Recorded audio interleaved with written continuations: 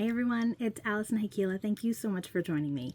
It's time for day 7 of the Spellbinders 13 Days of Craftoween. And look at this ghost. He matches my little ghosty earrings. Isn't he so fun? I wonder what's inside. Do you have any guesses? I can't wait to find out. So let's take a look. I wonder what it could be today. The cover has not been an indication of what's inside at all, so I'm really excited to find out what's in here. Yes, I was hoping for this. I was hoping for books with drippy candles. Oh my gosh, and I love the Spellbound. Okay, this is probably going to wind up being one of my favorites for the month. Oh my gosh. And you can use these books any time of year. This is not necessarily a Halloween thing. Even the candles. Oh my gosh. Oh, I'm so excited to play. Let's get into it. I cut out all of my pieces and you can see them laying right there. I went for a jewel tone color palette for the books and the binding and the little bookmark that's in there. And I also chose a creamy color, like a buttercream color for my candles.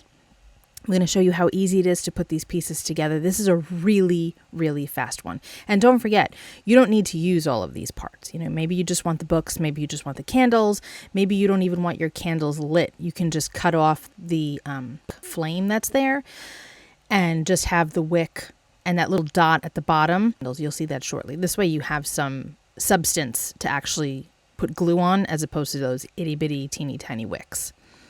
So you could make the binding and the bookmark the same color as the book, but where's the fun in that? I mean, it could be fun for sure, but I didn't want to do that. This color palette, I'm gonna sound ridiculous, but when I was a kid, these colors were huge for like bathrooms and stuff. I remember looking at all sorts of home decorating magazines because my mom loves that type of thing. And that dark blue, that deep green, and burgundy were like a huge thing. I guess it was the late 80s. And it's just a color palette that I've always been drawn to. I don't really use it, but I don't know, I really like it. Like I can still remember this one advertisement in a magazine for a bathroom and it was decorated in those colors. Isn't that the weirdest thing? Don't we remember weird things sometimes? It's like, why is that what I remember, but I can't remember the thing I wanted to say to somebody 20 seconds ago. The brain is weird. Anyway, I have some Scattered Straw Distress ink and my Waffle Flower Shader 1 Plus brush, and I am just adding a bit of color to the melted wax areas. Just so that it looks like, you know, deeper, because when the wax melts, it's a deeper color typically. Go burn a candle and find out. You'll see. So I did just a quick bit of that. No other ink anywhere on here. And now I'm just adding the flames to the candles. Look at how cute that is. It's really not hard to put these together. Just make sure you have like tweezers or a jewel picker, and it'll make the process way simpler. I'm going to add some glue to the candles now. And you can see how the wax is dripping. That's meant to go over the book. So you can easily place this on and know that it's in the right spot. But again, if you don't want to use the books for that, you don't have to. You can certainly trim those pieces off if you prefer. So now I have another print that I made from my gel printing session with baby powder.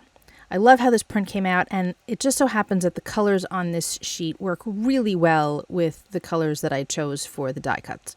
I used another piece of this for another project. Off the top of my head, I don't even remember which one right now because I've been making so many things lately. But I just thought that this section here was really great for the candles. It's old and dingy and kind of moody. I just really like it. And I like that the top has that kind of orangey color because that kind of gives the effect of a glow, which I like as well. Got a hole punch here. Just going to make a hole so that it'll go to the tag properly. And I made it just a wee bit bigger so that this way I could trim off the excess in case I don't align everything perfectly the first go around. Adding a bit of glue here. And then I'm going to place my piece right on top, line it up, And then I'm going to grab a brayer just to make sure it's all smoothed out and that I don't have any wrinkles or air bubbles. Just checking to make sure that it's lined up well and smoosh. You don't have to do this, but it's a pretty good technique for making sure everything is laid on, again, nice and smoothly. So now I'm just trimming off those edges really quickly with my scissor. And then we're going to move on to the next step. Quick little trim, move that away. Look at those colors. Isn't that a cool print? I love that. I feel like the Spellbound needs a little something extra though. So I am going to grab these metallic rub-ons. This is from Crafty Products. This stuff is so old. I believe it's still available. If it is, I'll link it below. You need to use hardly any of this to get a cool effect. I'm just using my finger to rub on. Look at that. So nice. And that's all I need. I don't feel like I need anything else for that because I've got something else that I'm going to do. So I've got my VersaMark ink here, and I'm going to ink a couple of edges, and I have aged marine embossing enamel from Stampendous. I used this recently. If you watched the video I made with the cards using these baby powder gel press prints, oh, that's when I used this paper. It was in that video. Anyway, I used this same embossing enamel on the moth. So if you want to see that in action in a different way, you can check it out over there. So I poured some some embossing enamel on a couple of those edges, and I'm using a brush to flick away some of the excess that I don't really want. Now you could go around the entire tag and do it all at once, but I find that it's just tricky. Because then I touch the powder with my fingers and it gets all over the place. So I just do about half each time. The same thing holds true when I'm doing this with cards. So I've got my heat tool, and I'm not going to show you the entire process because quite honestly, I don't feel like setting my phone on fire.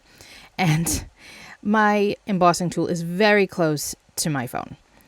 And I don't want to ruin it. So for this type of powder, because there are different sized chunks and some of them are really large, those gold pieces are very big, they really don't stick to the VersaMark ink. They're too big, they're too heavy. The VersaMark isn't strong enough for big chunks like that. So I start from underneath and then heat on top if I need to, but doing it underneath allows for the powder to not blow away. So after the first couple of sides are done, I did the other sides, and look at how cool that is. It's just a little bit of texture, a little bit of shine, and a good amount of grunge and interest. And I think it looks so cool. I'm going to add my Spellbound down there, and then we're going to adhere the candles and the books above. Got my big bar magnet from Glassboard Studios, and that's going to hold it in place while I'm getting the rest of this on. You could add some foam back there if you want to, but I didn't feel it was necessary, or extra pieces of cardstock to make it more level, but in this case, I just didn't feel like I needed to. So now you're going to watch me struggle with trying to get these two bar magnets next to each other, and they just want to hang out on top of each other, so it's a little tricky. Anyway, now I've got some velvet ribbon. I used this on another day for Craftoween. Stuff is fabulous.